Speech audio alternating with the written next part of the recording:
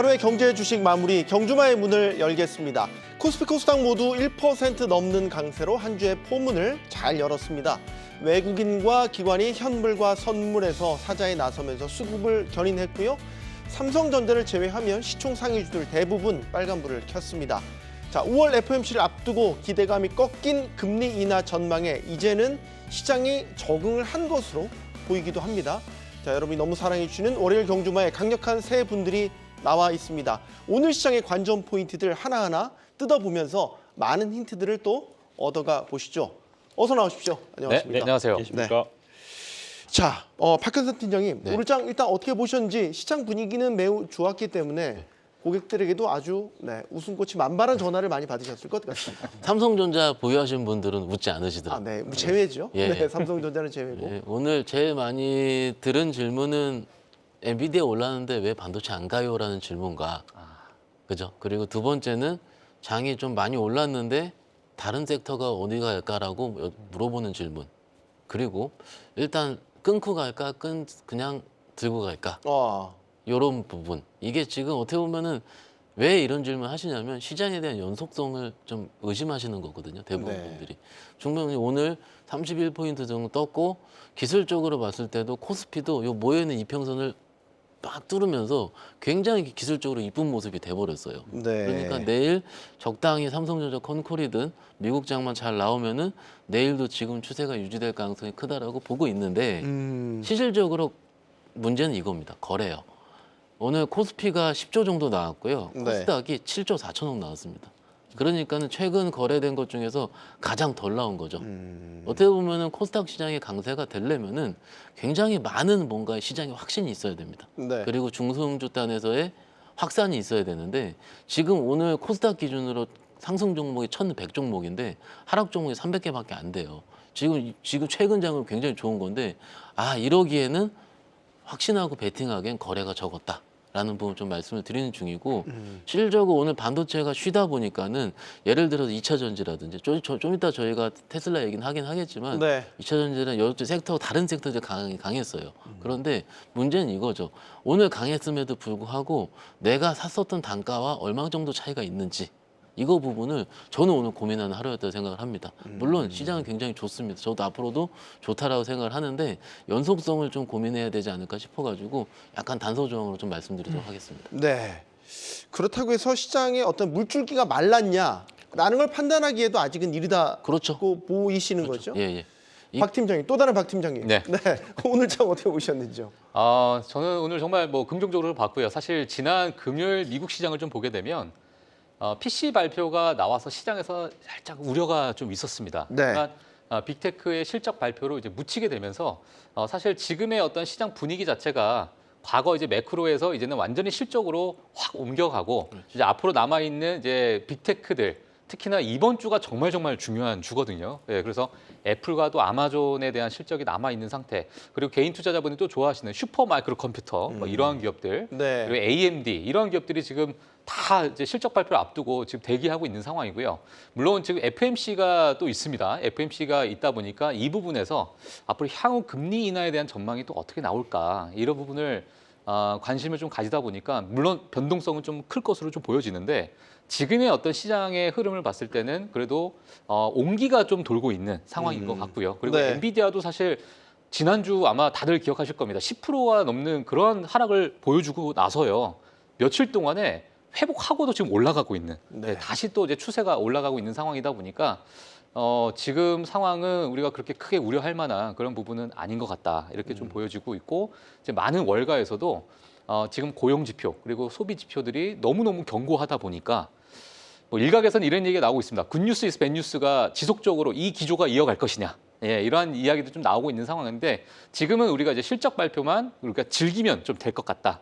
이런 생각이 좀 들고요. 그 부분이 어느 정도 좀 마무리가 되고 나면 이제 정말 세린메이가 오는 것인가라는 부분에 대해서 우리가 좀 얘기를 해봐야 될 것 같고 또 뒤에 가서 제가 말씀드리겠지만 또 테슬라에 관련된 좋은 이야기들이 좀 있다 보니까 네. 예, 시장에서는 지금 아주 뭐 좋은 흐름이 이어지지 않을까 이렇게 보고 있습니다. PC 가격을 이제 주시했던 거는 연준이 이 지표, 이 인플레 지표를 가지고 이제 금리 판단을 할 때 이 지표를 쓰기 때문인데 그렇죠. 일단은 그게 너무나도 좋은 실적, 마이크로소프트와 알파벳의 실적이 너무나도 좋았기 때문에 그 이슈 자체를 덮어버렸다. 맞아요. 이런 점들은 정말로 실적 장세의 한 중간에 있구나라는 생각을 하게 됩니다. 오늘 조금 피곤하신 우리 황유현 팀장님, 오늘 고객들한테 너무 전화를 많이 받으셔서 조금 피곤하시대요. 그렇지만 기운을 내서 오늘 장 어떻게 보셨는지 총평을 부탁드립니다. 오늘 재밌었습니다. 네, 재밌었고요. 지난주에 조금 의미 있었던 주간이 있다고 생각해요. 의미 있다라기보다는 좀 결정적인, 제가 생각하기에 지수 판단하는데 결정적인 포인트들이 좀 있었어요. 일단은 뭐 앞서서 매크로적인 이야기를 해주셨으니까 수급적인 이야기 좀 말씀드리면 네. 지금 최근에 외국인들의 선물 매도, 그러니까 현물은 사실 큰 의미는 없다고 생각합니다. 네. 현물에서는 계속 매수세의 기조가 이어지고 있고 특별하게 뭐 이탈하는 그런 흐름은 없었죠. 다만 이제 문제가 됐던 게 선물이었거든요.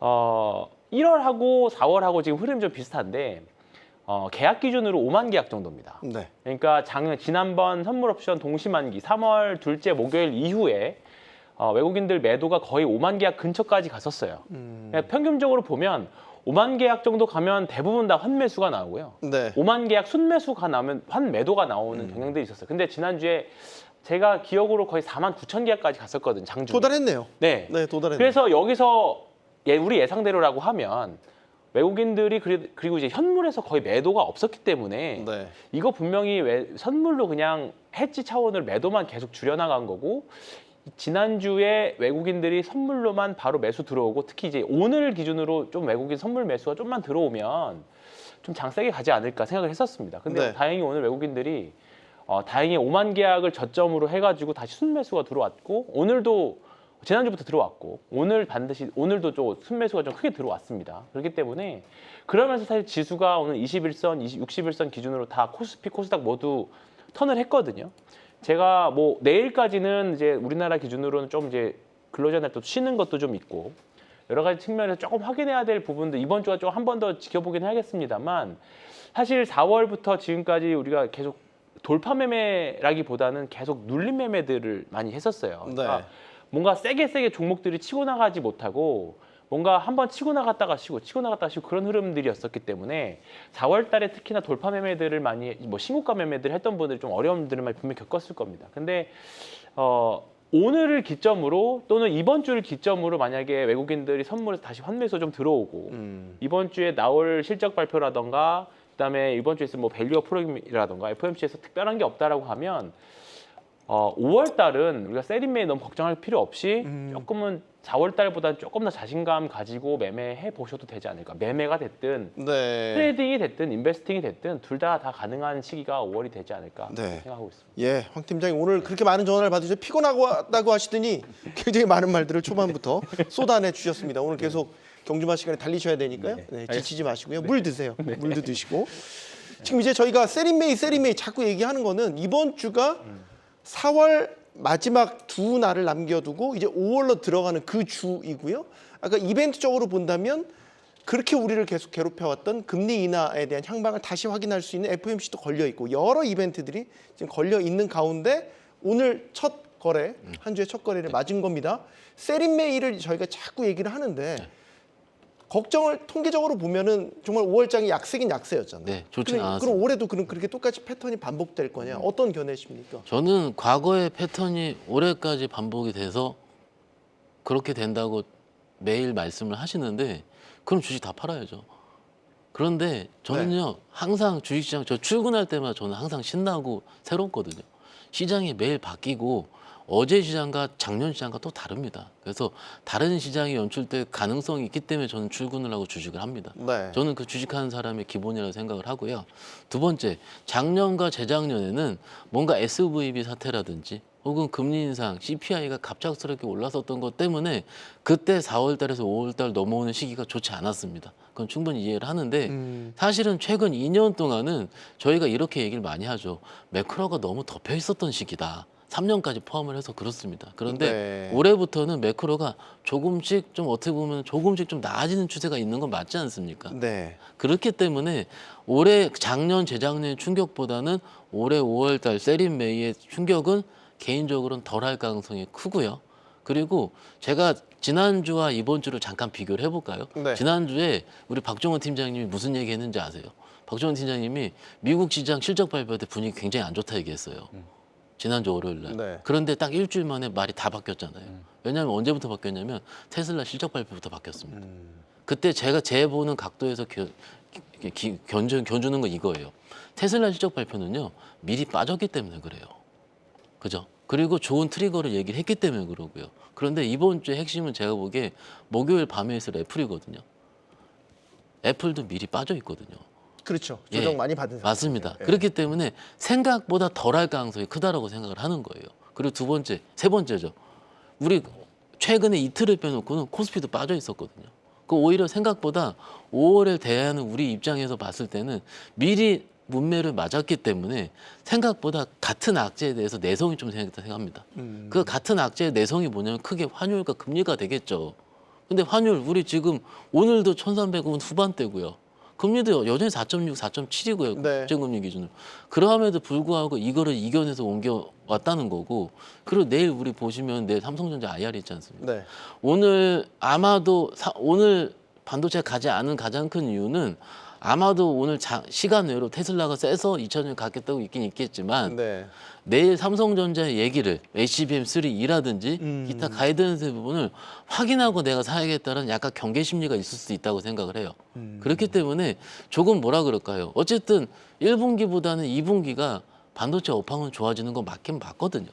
그러면은 저는 5월 달에는 적어도 4월 달에 오늘 어떤 분 이런 얘기 하시더라고요. 오늘 수고하셨습니다 얘기를 하니까 4월이 끝나가는 거가 너무 기분이 좋다 하시는 분도 있으시더라고요. 왜냐하면 4월은 역으로 역발상이군요. 맞습니다. 네. 4월은요. 4월 한 3일, 4일 좀 좋았고요. 그 총선 전후부터 계속 빠졌습니다. 기억을 해보세요. 그래서 4월은요. 장이 굉장히 안 좋았어요. 사실은 요 며칠이 좋았을 뿐이지. 그렇기 때문에 미리 선반영이라고 그러죠. 우리 4월 시장에서 5월 선반영을 했다라는 전제가 맞다면 생각보다 저는 5월이 나쁘지 않을 가능성이 크다. 단 매매는 좀 어려울 수 있습니다. 이게 지금 좀 말이 좀 어설플 수가 있는데 매매 측면은 뭐냐면은 우리가 생각했었던 시장이 다를 수가 있다라는 거예요. 항상 장이 꺾였다 올라올 때 주도주 바뀐다 얘기 많이 하잖아요. 네. 그런 결로 매매 타점도 바뀔 수 있을 거라고 생각을 해요. 예전처럼 작년 이맘때 제가 기억이 뭐가 나냐면요. 작년에는 루니 뷰뇨 같은 의료 AI 관련주들이 지금 시기에는 굉장히 세게 올랐거든요. 맞아요. 기억이 나실 거예요. 네, 근데 기억납니다. 그런 성장성에 대한 부분보다는 지금은 어떻게 보면 어느 약간은 좀 실적에 대한 부분으로 조금 더 눈높이가 있을 수도 있습니다. 왜냐하면 실적 관련주가요. 그런 성장 관련주보다 좀 매매하기 어려워요. 오늘 샀다 내일 팔기가 어렵다는 거죠. 그래서 조금 매매 결은 어려울 수 있더라도 제가 보기에는 5월장이 4월만 나을 가능성이 있으니까는 조금 좀 시장을 같이 겪어보시면 어떨까 말씀드릴 수 있겠습니다. 네. 오늘 박 팀장님께서 굉장히 좋은 얘기를 많이 해주셨고 세린 메이에 대해서도 우리 시청자님들께서도 지금 다양한 의견을 남겨주고 계세요. 그래서 종목마다 좀 달리 갈 수 있지 않냐. 그러니까 세린 메이라도 가는 종목 계속 갈 맞습니다. 것 같다라는 의견도 주셨고 박 팀장이 아침 출근할 때마다 너무 신바람 난다고 하시니까 혹시 회사 대표님이 방송 모니터 하냐고 절대 그러지 그런 얘기도 해주실 정도로 일단은 기대감을 갖고 5월 장세를 좀 그럼요. 맞이를 해야 될 것 그럼요. 같다라고 보시는 거고 네. 박 팀장님 일단 미국에서 실적 분위기는 어쨌든 테슬라를 기점으로 반전이 됐다라고 네. 보는 거고 그러면 이런 상황에서 5월을 맞이하는 장세 어떻게 봐야 되겠습니까? 지금 사실 테슬라 전에 이제 실적 발표를 보시게 되면은 정말 매출도 좋고 EPS도 좋았는데 가이던스가 동일하게 얘기했다라는 거 하나로 10%씩 빼고 막 그랬었어요. 네. 그러니까 안 좋다도 아니고 월가에서 보는 그 가이던스를 그대로 우리도 그렇게 생각한다. 이런 심리에 또 10%씩 빠지고 왜냐하면 만족을 못하는 거죠. 여러 가지로.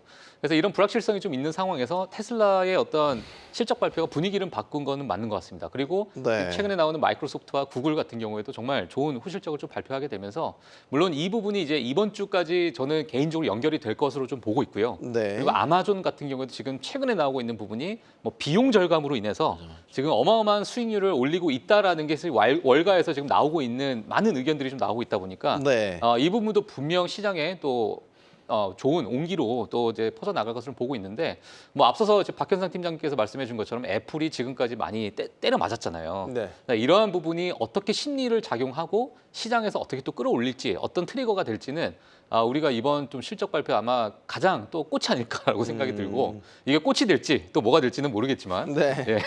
근데 이제 이러한 부분은 우리가 좀 많은 이벤트가 있다 보니까 이번 주는 정말 변동성이 좀 클 것으로 좀 보여집니다. 거기에 FMC까지 만약에 우리가 좋아하는 여러 어떤 단서나 이런 힌트들을 좀 주게 된다면 이번 5월 달은 사실 세린 메이라고 보기는 좀 힘들 것 같고 그리고 6월 초에 있는 또 WWDC가 있어요. 또 애플이 또 어마어마한 인공지능 업데이트를 좀 기다리고 있습니다. 네. 이러한 기대감이 만약에 5월까지 만약에 들어가게 된다면 저는 사실 이번은 조금은 다른 5월이 되지 않을까. 저도 이렇게 좀 개인적으로 좀 보고 있습니다. 네. 예.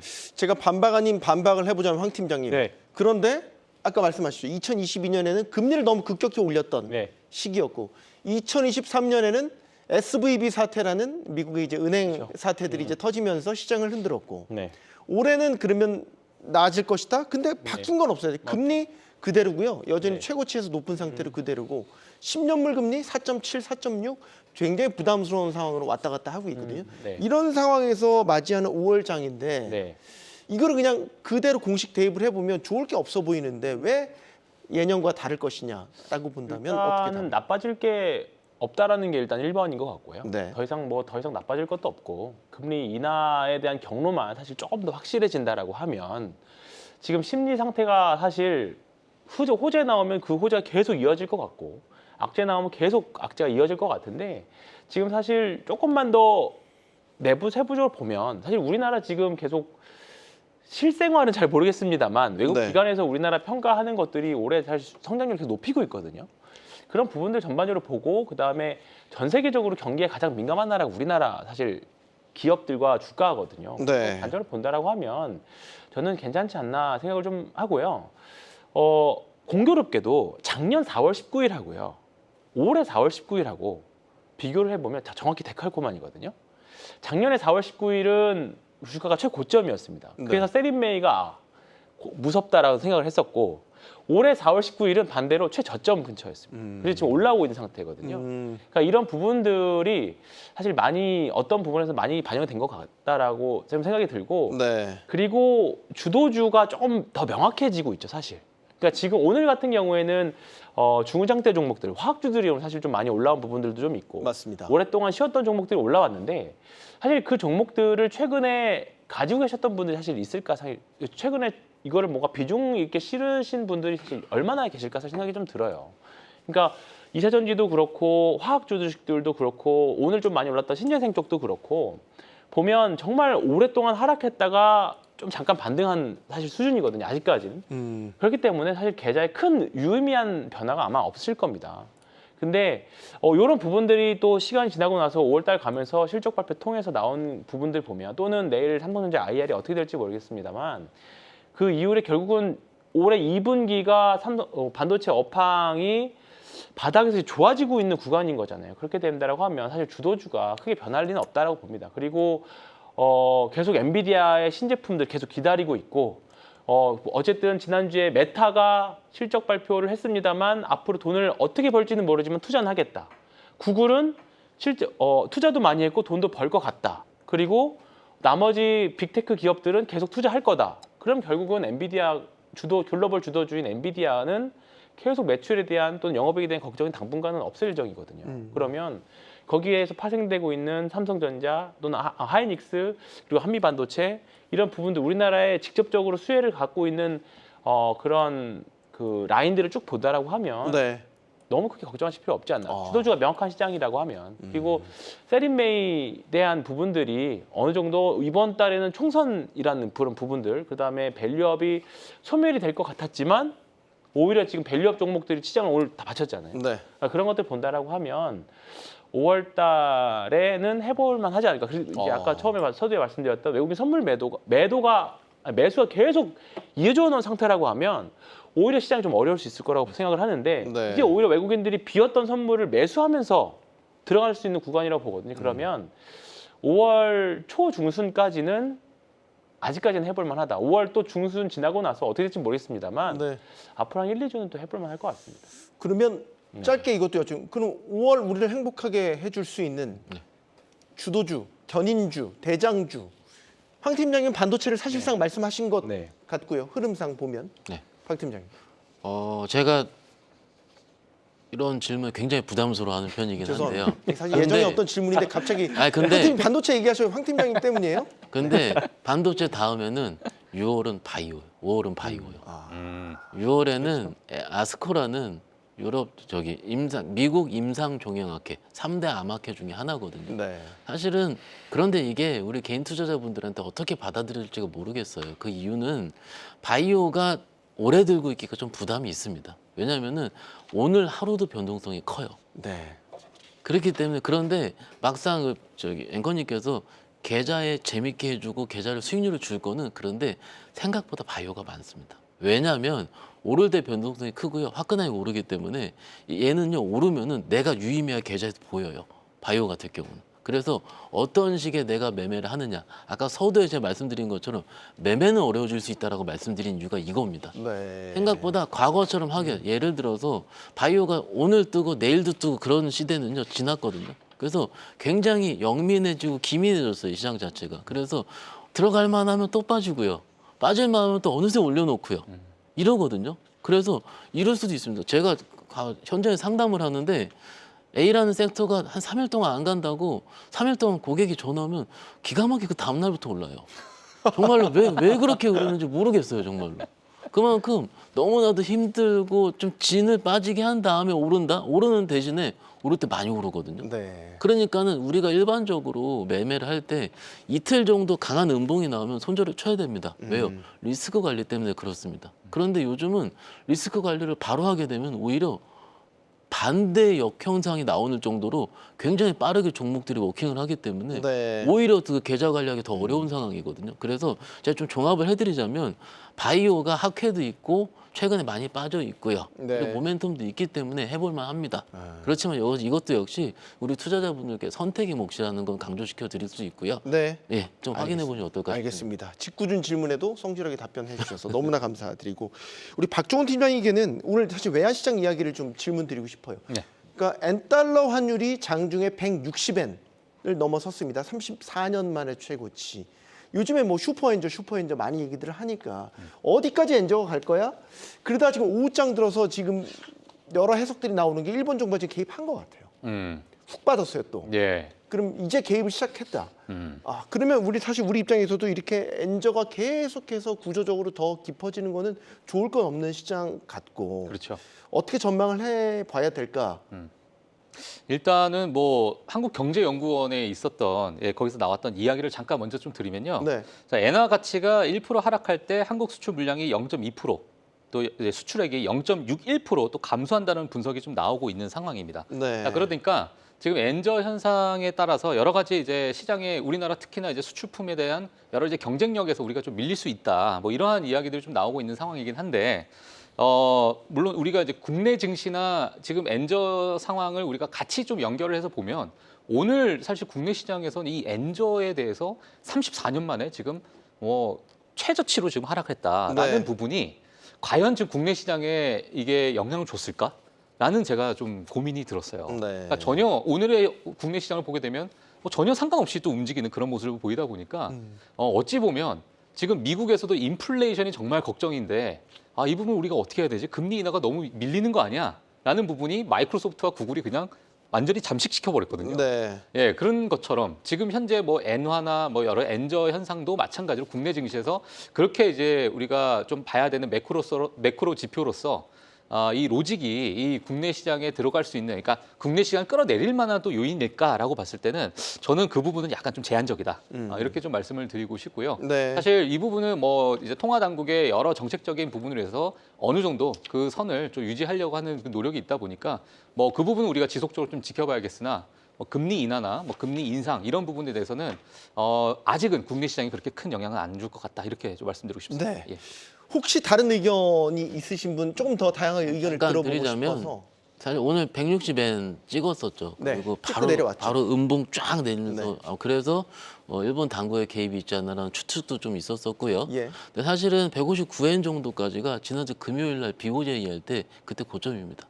그리고 가고 밀렸거든요. 근데 약간의 0.5% 1% 정도 차이는 있을 수가 있겠지만 오늘 160엔 간 것 때문에 이것보다는 저는 지난주 금요일이 일본 정책 당국에서 추가적인 액션이 없었던, 예를 들어서 ETF라든지 제1이츠 매매에 관련한 이런 액션이 없었기 때문에 시장에서는 어느 정도는 할 일을 했다. 이렇게 생각을 하는 거죠. 그리고 두 번째, 이게 시장에서 환율이 먹히려면은 어떻게 보면 과거에 선례가 좀 있긴 있어야 되거든요. 그런데 알죠, 뭐 자동차라든지 조선이란 이런 충분히 이해할 수가 있는데 최근에 외환시장 분위기는요, 환율과 주식시장이 굉장히 디커플링에 나선다. 좀 이렇게 동조화가 굉장히 떨어지는 시장으로 들어갔다라는 평가가 좀 많습니다. 그렇기 때문에 이게 환율은 항상 말씀을 드리지만 상대적인 거거든요. 즉 미국이 워낙 강하기 때문에 네. 우리 지금 1380원, 90원 입장에서도 미국이 워낙 강해서 예전에 우리가 1100원, 1150원 적정 환율 할 때랑 지금 입장은 미국 달러가 그 강세가 너무 다르다는 거죠.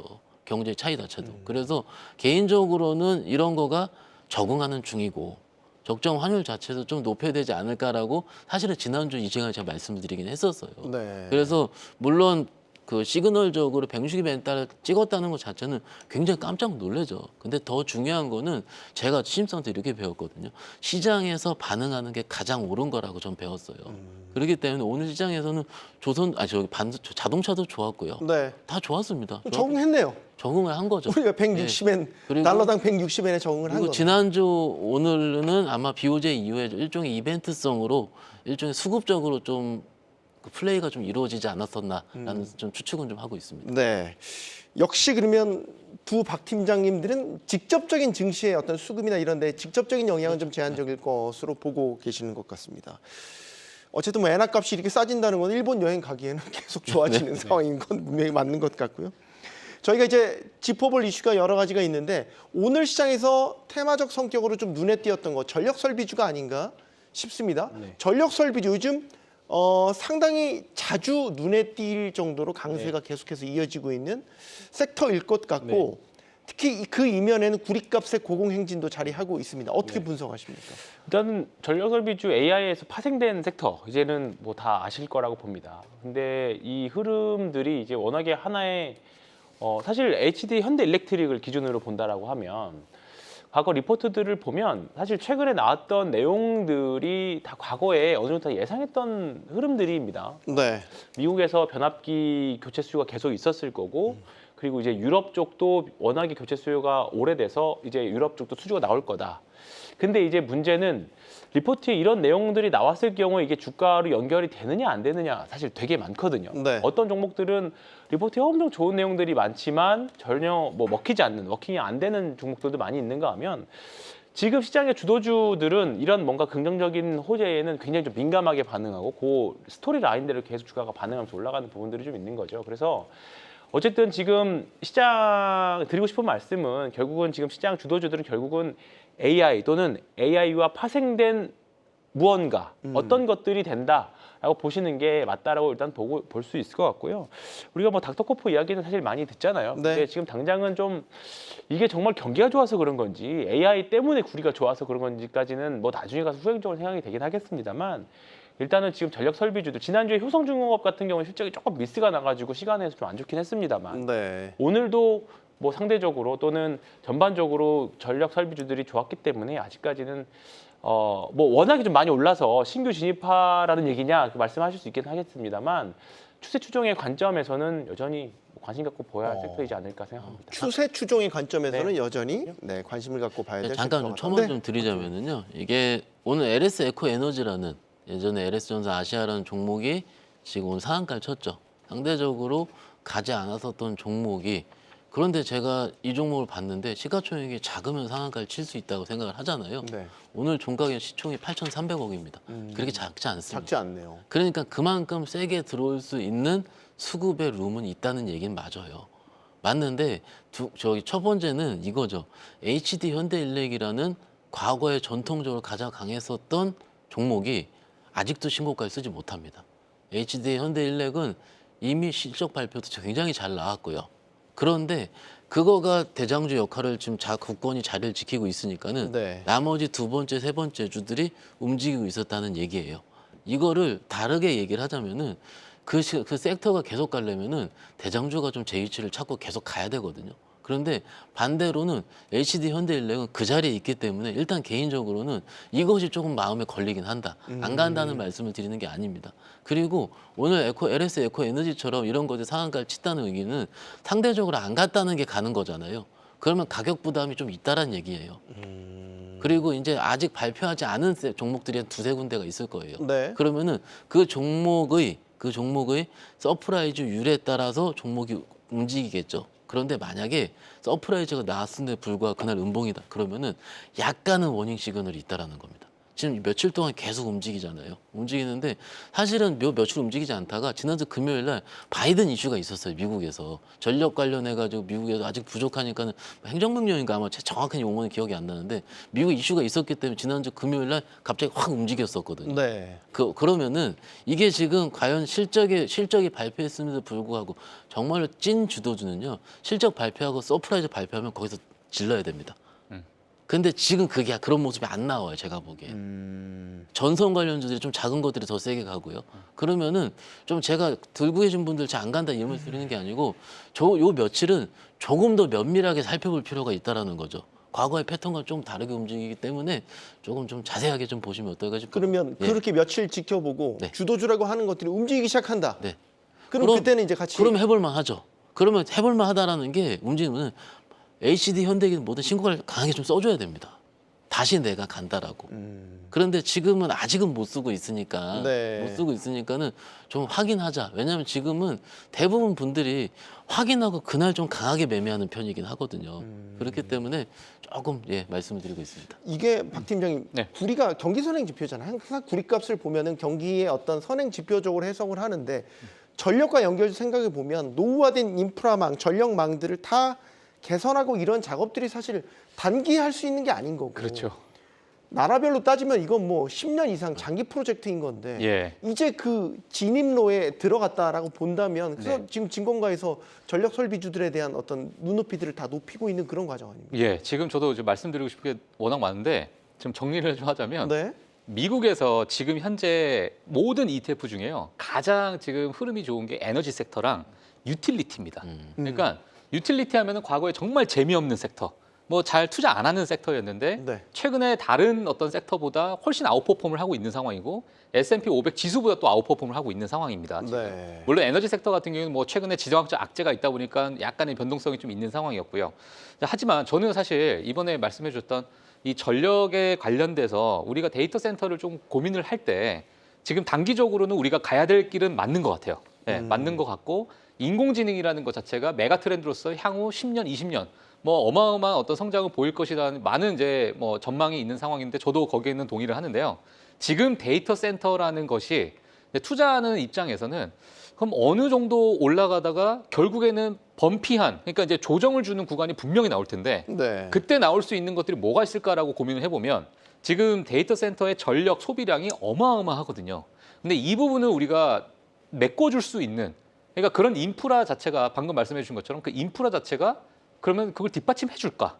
근데 이 부분은 사실 기업단에서 우리가 결정할 문제가 아니라 정부 차원에서 이제 해결을 해야 될 부분이고 이러한 인프라를 구축하는 데까지는 시간이 또 너무 많이 걸릴 수 있기 때문에 지금의 우리가 생각하는 데이터 센터가 어마어마하게 확장될 것이다, 많이 건설될 것이다. 물론 지금 건설되고 있는 데이터 센터가 있지만 그 이상의 뭔가 폭발적으로 늘어나는 데이터 센터가 있을까?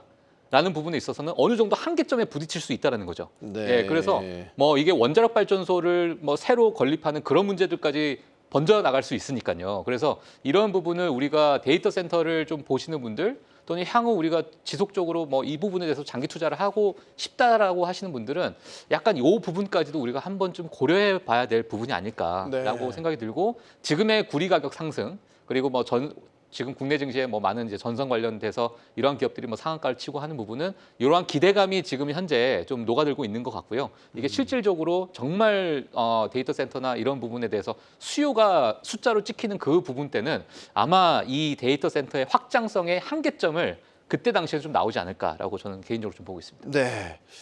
어쨌든 뭐 AI와 관련된 데이터 센터에 대한 전기 수요 이런 것들을 감안하면은 전력 설비에 대한 인프라에 대한 기대는 잔뜩 모아지긴 했는데 전력을 또 만들어낸 신재생 에너지는 그럼 왜 지금 조금 이렇게 좀 소외되어 있을까? 네. 원인 분석을 어떻게 하고 계십니까? 일단 뭐 저희 작년에도 계속 얘기를 했었는데 네. 금리죠, 금리. 금리가 어쨌든 신재생 에너지 뭐 풍력이든 태양광이든 할 거면은 인프라 투자가 들어가야 되는데 대부분 그거를 프로젝트 파이낸싱이라든지 여러 가지 자본을 조달하는 구조이기 때문에 당연히 금리 부담이 있을 수밖에 없죠. 특히 풍력 같은 경우는 좀 더 크다라고 제가 개인적으로 생각하고 있고요. 그렇기 때문에 지금까지 뭐 신재생 관련 주들이 실적은 굉장히 어려움에도 불구하고 실적은 굉장히 좋음에도 불구하고 네. 지금까지 움직이지 않았고요. 실질적으로 제 기준에 봤을 때는 풍력 관련주는 지금 저포주가 됐습니다. 굉장히 쌉니다. 왜냐하면 기존에 30배, 50배 받던 종목이 지금 뭐 그 언더로 떨어져 있으니까는 싸게 된 거죠. 그러면은 지금 상황에서는 딱 한 가지입니다. 트리거를 누가 건드려 주느냐입니다. 그러면 금리 인하를 시작된 시점이 언제라는 명확한 시점에 대한 부분, 혹은 약간 트럼프 리스크도 좀 있었잖아요. 네. 그런 이런 부분. 그러면 그런 부분이 다 끝나는 게 제가 보기엔 11월입니다. 어찌 됐든. 그럼 지금 4월인데 보유 주주분들이 굉장히 힘든 거 알아요. 얼마나 짜증나겠습니까? 1년 동안 그 풍력주 보유하신 분들은 장이 없었어요. 1년이 뭡니까? 1년 반 정도 됐는데 전 어차피 한 1년 기다리신 거 전 적어도 6개월 지나면 끝나거든요. 아무리 지나도. 네. 그러니까는 지금부터는 아, 예. 때는 온다. 때는 옵니다. 때는 온다. 오는데 11월. 근데 이 사람들이 지금부터 쳐다볼 거거든요. 제가 보니까 6개월 정도 선반영되는 경우가 많아요. 그러니까는 제가 본 5월 달은 제가 장 나쁘지 않다 말씀드렸잖아요. 네. 왜냐면 밑에서 튀는 것들이 세게 튀면은 여기서 굉장히 재밌어져요. 그러니까는 뭐 좀 어렵더라도 금리 뭐 다 알고 있습니다. 그런데 업황은 살아 있고 아까 박종훈 팀 말씀하신 것처럼 데이터 센터 가고 전력할 거면은 기존에 깔려 있는 인프라 가지고 하는 게 최고입니다. 그러면 이 풍력 인프라 다 깔려 있잖아요. 네. 태양광 깔려 있고요. 그러면 그거하고 좀 더 효율적으로 하는 게 낫기 때문에 좀 조금 더 낫지 않을까 말씀드릴 수 있습니다. 네. 때를 기다리자. 와신 상담의 기분. 오늘 그리고 네. 영수회담에서 네, 오늘 또 신재생 에너지에 관련된 내용들이 좀 있었습니다. 그렇다 보니까 우리나라 이제 기존에 좀 약간 여야가 좀 대립이 되면서 근데 웃긴 거는 오늘 원전 주식들도 괜찮았었어요. 원전은 이제 5월달, 6월달에 있을 이제 수주와 관련된 내용이 뭐 기대감이 있는지는 몰라도 오늘 보면 우리나라 신재생 주식들, 뭐 CS 그룹주도 그렇고 그다음에 하나솔루션도 그렇고요. 네. 그다음에 수소 연료전지 관련 주식들도 올랐는데 오늘 영수회담에서 기존의 원전보다는 신재생 에너지 발전에 대한 내용들 어떠냐, 전하는 게 어떠냐 그런 내용이 있다 보니까 트리거가 나오니까 박효상 차장님 말씀하셨던 대로 트리거가 나오다 보니까 좀 움직였던 그런 흐름들이 좀 있었던 것 같고요. 이게 풍력 단지가 한 7년 걸리거든요, 통상. 7년 정도. 예. 설치고 네. 운영까지 하는데 운영까지 말씀이시죠? 하는데. 네. 네, 그렇습니다. 근데 이제 그 운영에 대한 프로젝트가 사실 한 3, 4년부터 나오긴 시작했었어요. 그래서 우리가 완공이 되는 게 한 2025년, 그렇지. 2026년을 예상했었습니다. 근데 다 왔네요, 이제. 다 왔죠. 근데 네. 금리가 높아지다 보니까 이제 좀 뭐 중단된 사태도 있었고 몇몇 기업들은 도산한 기업들도 나오기 시작했었어요. 근데 올 연말 뭐 트리거 그리고 금리 인하에 대한 트리거 사실 올 연말에 사실 많이들 사실 기준이 되어 있잖아요. 그러니까 박혜선 차장 팀장님께서 말씀 잘해주신 것 같아요. 저도 네. 조금만 더 버티자. 조금만 네. 더. 추가로 매수는 못하더라도 조금만 더 버티고 좀 있다라고 하면 뭐 선반영돼서 세게 올리기면 그게 가장 베스트긴 하겠습니다만 여기까지 와서 손절을 하거나 뭐 우리가 관심을 안 갖고 아예 내팽개쳐 버리는 우는 범하지 않으셨으면 좋겠습니다. 알겠습니다. 네. 자, 여러 섹터들을 돌아보고 있는 와중에 이번엔 중국에서 터진 소식을 하나 전해드리고 싶습니다. 중국인데 테슬라 이야기입니다. 테슬라인데 전기차 이야기보다는 전기차를 어떻게 운영할까 자율주행을 하는 FSD, 풀 셀프 드라이빙, FSD가 중국에서 승인을 받았다. 자, 이것 때문에 지금 자율주행 관련 주들도 들썩들썩 뭐야 새로운 어떤 먹을거리가 던져졌나 이런 식의 이제 이야기들도 오고 가고 있고요. 지금 뭔가 모르겠지만 뭔가 막 등을 지금 막 긁고 막 이렇게 흔들어 깨우는 듯한 이런 느낌을 갖게 됩니다. 어떤 이슈입니까? 예, 지금 뭐 간단하게 말씀드리면은 일론 머스크가 중국에 깜짝 방문을 했습니다. 예, 깜짝 방문을 하게 되면서 리창 총리를 만나서 지금 중국 내에 있었던 그러한 이제 테슬라를 통해서 이제 모아놨던 데이터가 있어요. 과거 사실 그 소프트웨어는 4년 전에 다 개발이 끝났습니다. 근데 그 데이터를 다 모았던 이 데이터가 지금 상하이 기가 팩토리에 있는 거예요. 그래서 지금 과거 4년 동안의 규제 때문에 이 데이터를 쓰지 못하고 이렇게 보관해 있던 이 데이터를 우리가 이제 미국으로 가져와서 이 부분을 이제 FSD에 접목을 시켜서 중국 내에 어떤 자율주행으로서 우리가 활용할 수 있게끔 너희들이 규제를 풀어달라. 네. 예, 이 부분입니다. 근데 이 부분이 지금 정말 긍정적으로 나오고 있다라는 거죠. 예, 그래서 중국 당국에서도 지금 사실 테슬라가 지금 중국에 와서 여러 가지 하는 사업이나 여러 이런 경제 효과를 봤을 때 정말 뭐 하나의 좋은 선례로 남을 수 있다. 그리고 좋은 얘기, 서로 좋은 얘기도 많이 해주고 이런 상황이다 보니까 지금 시장에서 좀 환호를 하고 있는 것 같습니다. 물론 과거의 테슬라와 지금의 테슬라도 분위기가 완전히 다르고 있어요. 자, 이러다 보니까 사실 테슬라에 관련돼서 월가에서도 많은 이야기를 하고 있는데요. 지금 상황에 대해서 웨드부시에서는 지금 테슬라가 여러 가지고 있는 그런 상황에서 테슬라가 지금까지 풀어야 될 여러 가지 퍼즐 중에 가장 핵심적인 퍼즐 중에 하나다라고 평가를 하고 있습니다. 그래서 이번 중국에 대한 방문을 정말 뜻깊게 지금 보고 있는 상황이다 보니까 오늘 국내 시장 같은 경우에도 이제 자율주행으로 많은 일부 좀 수급이 좀 몰리고 있는 상황인 것 같고요. 그리고 지금 지속적으로 지금 뉴스가 좀 나오고 있는 게 뭐냐면 테슬라와 또 바이두가 미팅을 했어요. 미팅을 했는데 첨단 보조 주행 기능을 도입하기 위한 정보를 제공하는 거에서 이제 협업을 하겠다. 라는 이야기가 좀 나오고 있고요. 그리고 테슬라가 자율주행 AI에 100억 달러, 그러니까 하나로 따지게 되면 약 13조 원에서 14조 원 정도가 되는 규모인데 이 정도 되는 어떠한 투입을 하게 되면서 추론하는 AI가 주로 자동차에 투입이 될 것이다. 이런 것까지 같이 좀 나오고 있습니다. 근데 이 부분을 우리가 같이 좀 지켜봐야 될 게 뭐냐면 이게 지금 단기적으로 우리가 봐야 될 테마로 볼 수 있을까?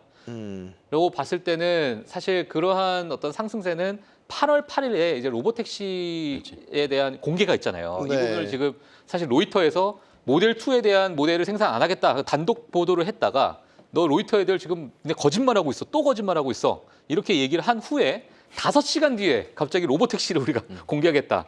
어찌 보면 약간 욱해서 하는 것 같은 느낌이 들었는데 이 부분에 어떤 퍼즐이 지속적으로 맞춰지고 있는 모습이 지금 시장에서는 처음에는 약간 의아해했고요. 월가에서도 약간 우려를 했습니다. 이게 정말 되겠어? 지금 뭐 완전 자율주행까지 가려면 5단계까지 가야 될 텐데 지금 너희가 보여주고 있는 2, 3단계에서 지금 5단계까지 여러 규제도 있을 것이고 이게 물리적인 시간이 있을 텐데 이게 가능하겠느냐라는 부분도 없지 않아 있는데요. 물론 8월 8일 날 공개되는 것은 뭐 상용화가 아니라 하나의 어떤 플랫폼으로서 보여주는 그런 단계일 수 있으니까요. 그래서 그러한 부분 때까지 아마 이게 일론 머스크가 어떤 언론 플레이를 또 하고요. 또 투자자들의 어떤 기대 심리를 어떻게 자극할지에 따라서 8월 8일까지 이 기간 동안에 이게 정말 어떤 이제 자율주행의 어떤 스토리가 그려질지는 우리가 향후 좀 지켜봐야 될 것 같은데 과거의 일론 머스크의 여러 행보를 봤을 때 아마도 이 자율주행에 많은 좀 가치 평가를 좀 불어넣는 그러한 어떤 행보를 보이지 않을까 이렇게 보고 있습니다. 테슬라의 주가가 참 얄궂다는 생각을 많이 하게 돼요. 그래서 우리 시청자님도 테슬라 살 껄껄껄 하면서 허탈한 웃음까지도 지으시는 거 보면 그렇게 언제 그만 멈추냐 생각했던 그 주가가 또 지금 뭔가 지금 자극을 받아서 또 많이 회복을 했어요. 정말 한 5일, 6일 전까지만 하더라도 테슬라 기술적 차트 보면은 그냥 줄줄줄이었어요. 그 지지선도 없고요. 아무것도 없는 상황에서 한 번 실적 발표하고 나서 빠졌다 확 올려치는데 계속 올라가거든요. 그게 보면 어떻게 보면 일론 머스크의 일종의 마법, 일종의 힘이라고 생각을 합니다. 근데 그 말하는 거의 힘 자체, 기울기 자체가 뭐 어떨 때 보면 허무맹랑할 수 있긴 있지만은 지금 스페이스 X 계속 발사하고 있잖아요. 어떻게 보면 기술적인 거가 좀 그때는 어려울 때 하더라도 막상 확인은 하고 있다는 거거든요. 실제로. 그렇기 때문에 저희가 뭔가 주도성이라든지 주식에 대한 섹터를 얘기할 때 처음에는 굉장히 팀이하게 쳐다봅니다. 자율주행도 똑같아요. 지금 저희 쓰고 있는 거가 지금 가장 그래도 자율주행 레벨 2잖아요. 네. 레벨 2도 전 지금 굉장히 편하게 쓰고 있긴 한데 3 넘어가고 와 4까지 되면 난리도 아니겠다 싶은 거죠. 그런데 기저에는 과연 되겠어라는 게 좀 있습니다. 솔직히 있습니다. 그런데 경험적으로 봤을 때 그런 대세 상승의 주도주는요. 그런 종목들은 이럴 때 태어나긴 했었어요. 되겠어? 예전에 6년 전인가요? 5G 할 때 있잖아요. 그때 처음에 제가 맨날 말씀드리는데 5G 안 터진다고 난리였어요. 근데 주가는요. 안 터진다고 난리여서 누가 가입하냐 했을 때 3월이거든요. 그때부터 올라갔습니다. 8월 달까지. 그러니까는 좀 주가와 산업의 산업의 섹터의 그런 건 좀 약간 다를 수 있다는 전제로 봤을 때는 네. 일단은 뭐 자율주행이 지금 계속 얘기를 할 거니까는 뭔가 매매할 수 있는 스토리 라인 안에는 좀 스터디할 필요는 있지 않을까 이 정도 네. 좀 말씀드릴 수 있겠습니다. 우리장에서도 지금 자율주행 관련주들 네. 주목해 볼 때가 상당히 많이 있잖아요. 맞습니다. 근데 사실 자율주행이 뭐 말씀하셨지만 아직 레벨 2거든요. 그러니까 레벨 2까지는 운전자들의 책임이고 사고가 났습니다. 네, 맞습니다. 3부터는 제조사나 이제 뭐 메이커들 이제 소프트웨어를 만드는 측의 책임으로 가는데 그렇다 보니까 제조사 측에서는 3까지 가는 것도 사실 조금은 뭐 부담스러울 수는 있을 것 같아요. 아직 뭐 보험이라던가 이런 부분까지 사실 해결해야 될 부분들이 아직 많이 있고 지금 사실 3에서 5까지 가는 게 정말 완전 자율주행인데 아직 좀 시간은 좀 많이 남은 것 같아요. 사실 우리나라의 자율주행으로 있는 종목들을 보면 사실은 아직까지는 테마주의 양상을 좀 띠는 부분들이 좀 사실 많이 있습니다. 그런 네. 기사가 나왔을 때 자율주행으로 묶였던 뭐 종목들이 뭐 반짝했지만 다시 좀 제자리로 돌아오는 그런 형상들을 좀 많이 있죠. 근데 분명히 가야 할 성장 섹터 중에 분명히 하나입니다. 언젠가는 분명히 자율주행이 지금의 AI 반도체처럼 엄청난 물결을 한번 일으킬 때가 분명히 올 거라고 보는데 사실 그때가 되면 지금 약간 좀 쉬고 있는 그 우리나라 2차 전지 회사들 네. 또 정말 엄청난 폭발적인 성장 그때 또 한번 저는 기대를 하고 있습니다. 왜냐하면 자율주행을 하기 위해서 또 안에 소프트웨어를 엄청나게 또 많이 돌려야 되잖아요. 그렇게 되면 자율주행 5단계 현재 기준 실력으로 보면 전체의 20% 전체 주행거리의 한 20% 정도 그러니까 500km를 갈 수 있을 만큼 충전을 했다라고 하면 100km 정도의 주행거리 정도를 전력을 써야지만 완전 자율주행을 구현할 수 있다고 하거든요. 그러면 기존에 사실 지금 중국의 저가 LFP 배터리 가지고는 사실 구현을 못합니다. 워낙에 에너지 밀도가 좀 높아야 되기 때문에 네. 그렇게 되면 다시 3원계 배터리를 쓸 수밖에 없는 그런 시대가 오겠죠. 뭐 그때 가서 배터리 업황이 또 어떻게 바뀌었을지 지도가 어떻게 바뀌었을지 모르긴 하겠습니다만 자율주행이 빨리 오면 빨리 올수록 에코프로부터 시작해서 우리나라 3원계 배터리 업체들의 주가가 다시 한번 올라갈 수 있을 때가 그때가 아마 되지 않을까 생각을 좀 하고 있는 거죠. 그래서 일단은 자율주행은 우리가 계속 관심 갖고 봐야 됩니다. 아직까지는 테슬라나 뭐 모빌아이나 엔비디아나 이런 쪽이 사실 직접적인 수혜가 있기 때문에 네. 이 이슈를 가지고 국내 종목으로 접근하기에는 사실 테마주 트레이딩 정도로밖에 접근할 수가 없습니다. 근데 우리가 자율주행이라는 단어를 우리 일상생활에서 또는 우리 주변에서 자율주행 차를 갖고 있는 사람이 한두 명씩 나올 때쯤이면 그때는 정말 이제 대시세, 지금 우리 AI와 반도체와 같은 그런 물결들이 올 거거든요. 그렇기 때문에 주식하시는 분들은 뭔가 새로운 것에 대해서 계속 우리가 민감하게 눈을 뜨고 있자 이렇게 말씀하시는 것처럼 예. 자율주행은 잊지 말고 봐야 될 섹터. 지금은 테마지만 산업군이 네. 될 때가 분명히 올 겁니다. 그러면 이거를 또 테슬라가 주도할 거냐라는 거죠. 그러니까 전기차 초반 얼리 어답터들을 이제 주도했던 건 테슬라였던 건 인정을 하고 영향력이 떨어질 쯤 되니까 지금 또 FSD라는 새로운 화두가 등장을 했고 그럼 또 자율주행차 시대에는 역시 또 테슬라가 앞에 나가서 치고 나갈 거냐. 일단 처음엔 주도를 할 가능성이 크겠죠. 왜냐하면 그만큼 데이터 학습이라는 거 지금 보시면 중국의 데이터가 되는 거니까 그래서 일단 조금 지켜보시면 어떨까 싶습니다. 네. 자, 뭐 저희가 이 자율주행과 관련해서는 또 계속해서 이슈가 나올 것 같으니까요. 또 짚어보도록 하겠습니다. 저희가 이제 앞서 계속해서 중점적으로 짚어봤던 건 이제 세린메이입니다. 세린메이. 이번 주가 5월로 접어드는 주이니까요. 전통적으로 이제 5월 장이 안 좋았으니까 5월경에는 주식을 팔고 떠나라라는 거죠.